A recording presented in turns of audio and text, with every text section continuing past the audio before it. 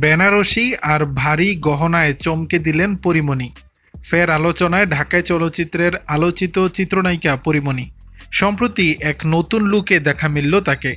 মূলত তার ফটোশুটের কয়েকটি ছবি ভেসে বেড়াচ্ছে সামাজিক মাধ্যম, যা রীতিমতো হইচই তৈরি করেছে ভক্তদের মাঝে। মাতৃত্বের পর আবারও নিজেকে আগের মতো ফিট করে তুলছেন পরীমণি, যেন তারই দৃষ্টান্ত মিলছে দিনে দিনে। সামাজিক মাধ্যমেও নেটিজেনরা বলছেন একই কথা। আপাতত নতুন কোনো কাজ নিয়ে এই নায়িকা এখনও কিছু না জানালেও বলা যায় নিজেকে প্রস্তুত রেখেছেন তিনি। সেই ছবিগুলোতে দেখা যায় সবুজ বেনারসি শাড়ির সঙ্গে ভারী গহনায় নিজেকে মেলে ধরেছেন পরীমণি। ঝুমকা থেকে শুরু করে সোনার হার, নানা কিছুই ছিল হাতে, শাড়ির সঙ্গে ম্যাচিং করে সবুজ রেশমি চুড়ি। বলা বাহুল্য, পরীমণির এমন সাজ যেন ছিল ট্র্যাডিশনাল ফ্যাশনে পরিপূর্ণ, যা রীতিমতো চমকে দিয়েছে ভক্তদের মাঝে। শুধু তাই নয়, পরীমণির মন্তব্য ঘরে প্রশংসায়ও ভরিয়ে দিয়েছেন তারা। জানা গেছে একটি রেস্টুরেন্ট উদ্বোধনে অতিথি হিসেবে যোগ দিয়েছিলেন পরীমণি।